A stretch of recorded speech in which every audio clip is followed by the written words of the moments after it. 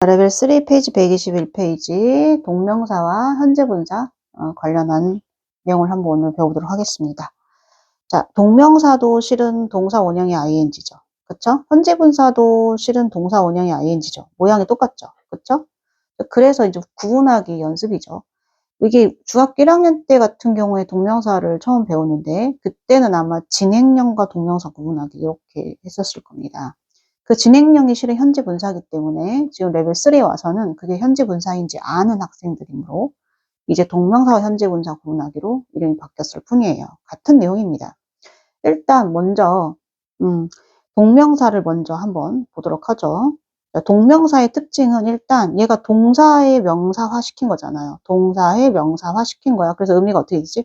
하는 것이 이렇게 바뀌는 거잖아요. 하다가 하는 것으로 바뀐 거죠. 필기하고 계시죠? 하셔야 돼요. 자, 그런 경우에는 이 동명사들은 뒤에 이렇게 목적어를 취하는 경우가 많다라는 거죠. 그래서 동명사는 목적어를 가지는 게 특징이다. 그리고 문장이 어느 자리에 온다? 주어 자리에 온다. 현재 분사는 실은 하다가 형용사화 되는 거예요. 하고 있는, 하는 이렇게 바뀌는 거예요. 그래서 얘는 동명사는 명사가 되는 거지만 현재 분사는 니은으로 끝나잖아요. 형용사가 되는 거예요. 문장의 주어 자리에 올 수 있는 건 명사지 형용사가 아닙니다. 그래서 위치를 보면 실은 알아요. 문장이 맨 앞에 주어 자리에 왔죠. 그리고 얘가 하는으로 해석이 되는 자리가 아니잖아요. 그쵸? 하고 있는 이렇게 해석이 되는 자리가 아니에요. 어느 자리예요? 주어 자리잖아요. 그쵸? 그러니까 얘는 동명사가 맞는 거죠. 자, 그리고 뒤에 보면 얻다라는 동사의 의미상의 목적어와 같이 쓰였죠. 그렇게 해서 목적어를 주로 가진 상태로 뭐뭐 하는 것은 이렇게 쓰인다는 거죠. 그리고 또 전치사 나왔네요. 두 번째 문제에는 전치사 다음에 오는 자리는 전치사의 목적어 자리잖아요. 그쵸? 이게 우리 전명구 자리라고도 하는데 전치사의 목적어 자리에 올 수 있는 건 동명사밖에 없습니다.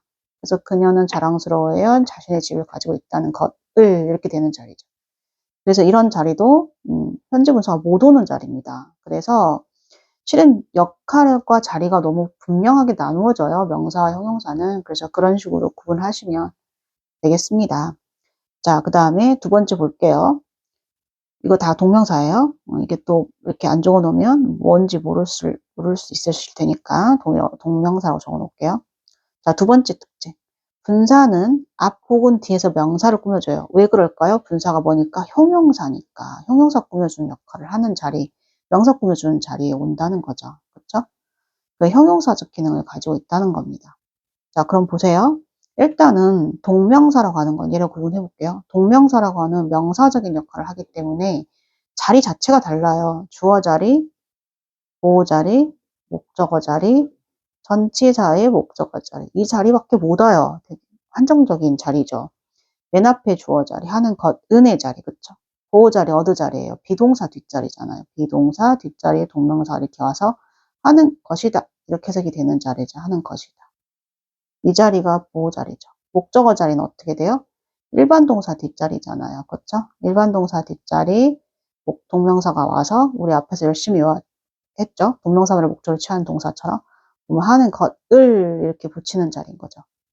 아까 선생님 적진 않았지만 주어 자리는 맨 앞에 자리죠. 그렇죠? 맨 앞에 자리니까 하는 것, 또는 는, 문장에 주어 자리 붙일 수 있는 이런 조사들을 붙여야 되는 자리죠. 전치사의 목적어 자리는 전치사 플러스 동명사. 눈에 보일 거예요, 이렇게. 전치사 목적어 자리는 아주 쉽게. 이런 자리에만 올 수 있어요. 그러니까 동명사는 그 자리를 잘 기억해 두시는 게 굉장히 유리하겠죠. 자, 그럼 분사는 어때요? 분사는 그런 자리에 못 와요. 이 자리 절대 못 와요. 자, 보세요. 예문을 볼게요. 예문을 보면 주어 자리 아니잖아요. 분사가 온 자리를 잘 보세요. 자, 동사의 목적어 자리 안 왔죠? 동사의 목적어 자리는 to put다시 왔어요. 그러면 그 외에 나머지 자리에 온 얘는 동명사일 수가 없는 거죠. 자, 그래서 얘가 얘를 관계를 봤더니 얘가 얘를 꾸며주는 관계인 거죠. 불타는 집인 거죠. 또 잘 보면 집을 불태우는 것 했다면 더가 왔을 리가 없죠. 이런 더가 오는 이유는 뒤에 있는 명사를 꾸며주는 자리이기 때문에 하우스 때문에 더가 오는 거거든요. 그래서 이런 관계에 있다. 그래서 얘는 앞에서 꾸며주고 있고 얘는 두 번째 문장에서 얘는 뒤에서 꾸며주고 있죠. 자, 자리 보세요. 주어 자리 아니죠? 서퍼링 원자리 보세요. 동사의 목적어 자리 아니잖아요. 서퍼링 원자리. 그쵸? 근데 근접한 명사, 가까운 명사를 꾸며주는 자리죠. 사람들이 고통을 겪고 있는. 그쵸? 그래서 겪고 있는 사람들, 고통을 겪고 있는 사람들을 도와주려고 했다. 이렇게 되는 거죠. 아, 그래서 명사를 앞이나 뒤에서 이렇게 꾸며주는 자리가 바로 분사구나. 라고 해석을 어떻게 해야 된다? 하고 있는 이런 자리가 바로 무슨 자리다? 분사 자리다. 이렇게 알 수 있는 거죠. 자, 그 다음에 동명사 ing 형태가 동명사가 용도나 목적으로 현재 분사처럼 보이는 자리가 있어요. 근데 보시면 알겠지만 굉장히 구분이 됩니다. 보세요. 슬리핑 백 얘를요 분사처럼 해버리면 잠자는 가방이에요. 그 동화나 소설을 쓰지 않은 이상 평상시 이런 말을 쓸 수는 없죠. 그러니까 얘는 가방이 잠들다 이렇게 말이 돼야지만 분사인 거예요. 그죠? 근데 아니죠. 그럼 얘는 뭘까요? 원래는 a bag for sleeping 이죠. 잠자기 위한 가방이에요. 얘를 명사 관계로 만들어서 명사가 명사를 꾸며주는 관계처럼 쓴 거죠.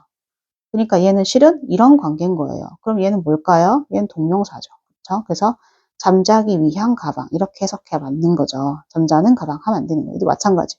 리스트가 기다리다. 말이 안 되죠. 즉 기다리는 리스트를 해석을 못 한다는 거죠. 그럼 뭐예요? 이거는 기다리기 위한 리스트 이렇게 되는 거죠. 네.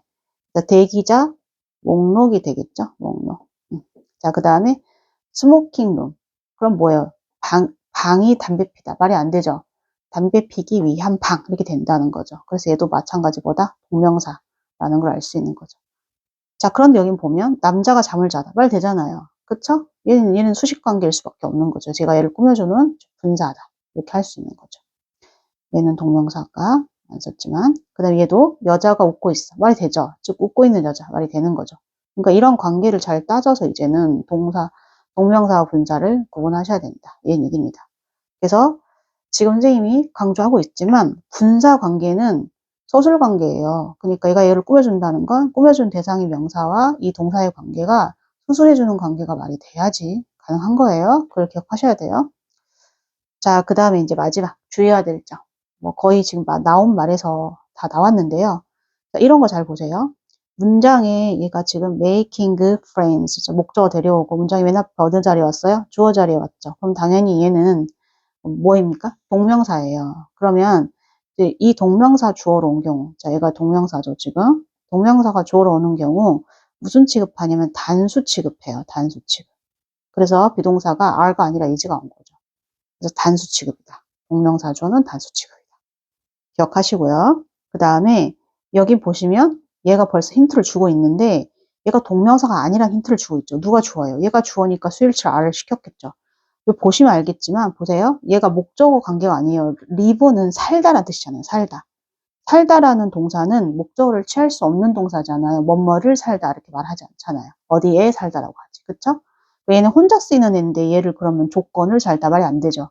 즉 무슨 말이냐 얘가 얘를 꾸며주는 관계라는 거예요. 그래서 생활 조건이죠. 그래서 그러한 생활 조건들이 얘가 주어인 거죠. 그래서 그런 관계를 잘 따져서 풀어야 된다. 그래서 얘는 당연히 얘가 주어이므로 얘는 분사고 동명사가 아닌 거죠. 얘가 주어예요. 얘가 주어. 여기는 얘가 전체가 다 주어였어. 동명사였고요. 그래서 얘는 복수가 되는 거죠. 얘는 복수. 그래서 얘가 답이 말이 되는 거죠. 자, 그 다음에 마지막으로 자 앞에 보세요. 이렇게 이해하고 caring for and가 붙어서 복수일 것 같잖아요. 그런데 이게 다른 이들을 이해하고 돌보는 것, 신경을 써주는 것 이렇게 되는 거잖아요. 그럼 이거는 한 덩어리인 거예요. 자 보세요. 동시에 일어난 상황인 거예요. 이해하고 돌보는 것이 따로 놀지 않다는 거죠. 다른 이들을 문맥상 실은 이제 잘 보셔야 되는데 행위가 두 가지가 따로 노는 행위인데 붙여놓은 건 복수 취급이에요. 그런데 행위의 두 가지가 하나로 연결되어서 다른 이들을 이해하고 돌보는 것. 동시에 일어날 수 있는 상황이죠. 이런 경우에는 무슨 취급한다? 예, 동명사 주어 맞고요. 무슨 취급한다? 단수 취급한다. 이것도 조심하셔야 됩니다. 그럼 이제 이거 이해를 바탕으로 한번 문제 풀어보도록 하겠습니다.